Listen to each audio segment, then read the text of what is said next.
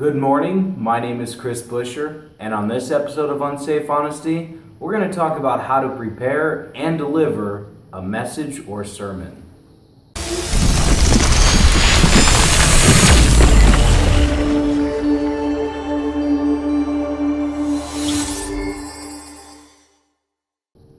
Now, I know what you're thinking. I look like a very young man, and yes, I am a young man. I'm only 29 years old.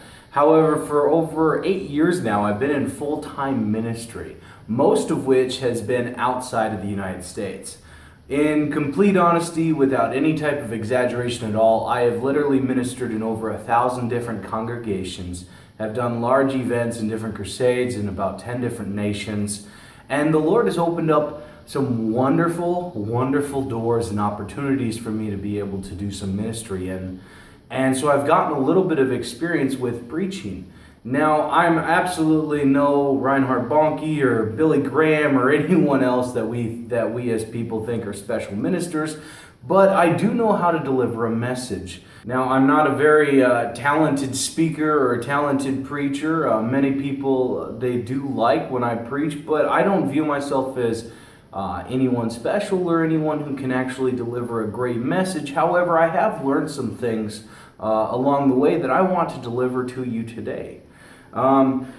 First of all, if you are doing a 4-point message, throw it out the window. First of all, let me tell you, nobody cares about your little 4-point message and about this 6-hour Bible study that you have created, that you go point, and you stand in front of a pulpit and you say, brothers and sisters, the first point I want to make is this.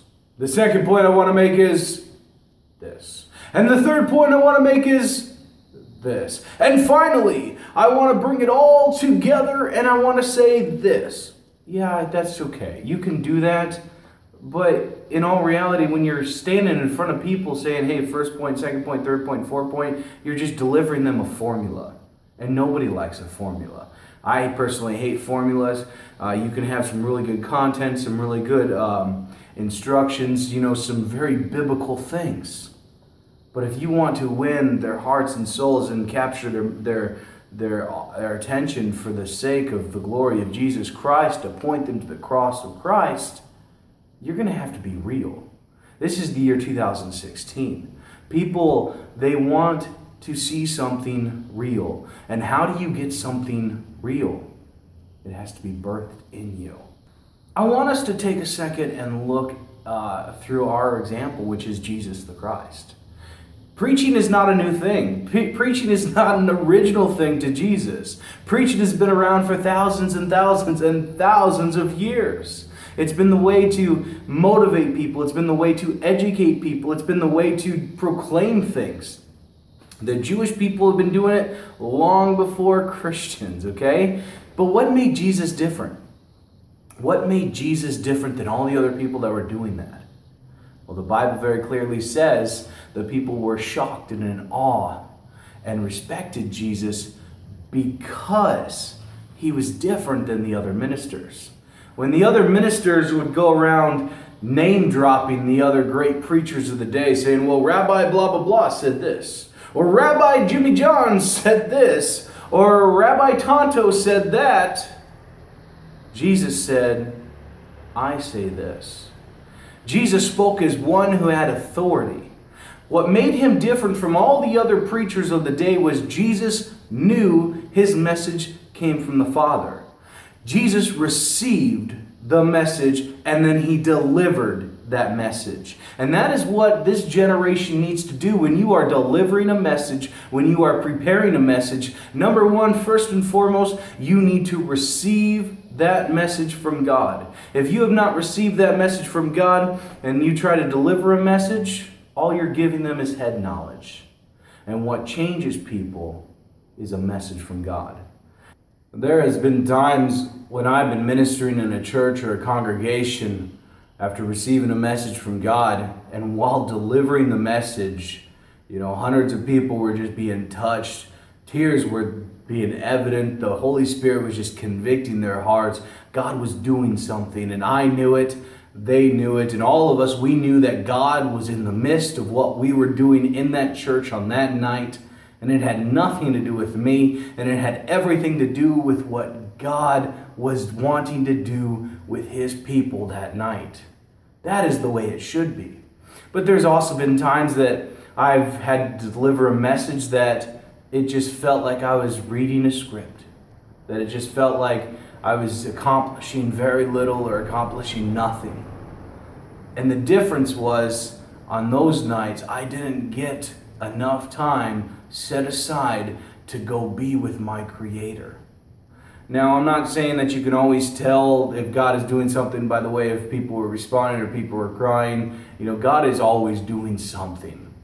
But what I have learned throughout these last several years of ministry is I deliver the message that God has best for me if I first receive it from him. What did Jesus do? Jesus would always go get alone. Jesus would go and get a message from the Father and then deliver it to his followers, to his disciples, who would later be known as the apostles. When I first got married, this was something my wife had a very difficult time with because, she would be my translator because most of my ministry is in the country of Brazil where they speak Portuguese. I speak English, but she speaks Portuguese, so we minister well together. But she would want to know the message beforehand, so she would better translate it. And she would say, "Hey, Chris, what are you going to preach about tonight?" And I would say, "Jesus?" No, but in all reality, I don't know, Jessica. I really don't know. I need to go get alone and be with God. So my basic rule is if I'm going to minister for an hour, I need to have at least 4 hours set aside beforehand to go get alone with God, to go listen to what the Holy Spirit is doing and let him speak to me before I deliver a message. And this might sound like a crazy or a unique idea, but it's not. It's 100% biblical. It is something that our modern church, for the most part, has been forgetting. We put too much emphasis on putting a 4-point message together or going and studying at a Bible school trying to learn how to preach a message or buying the latest 30-day book about how to deliver a real message.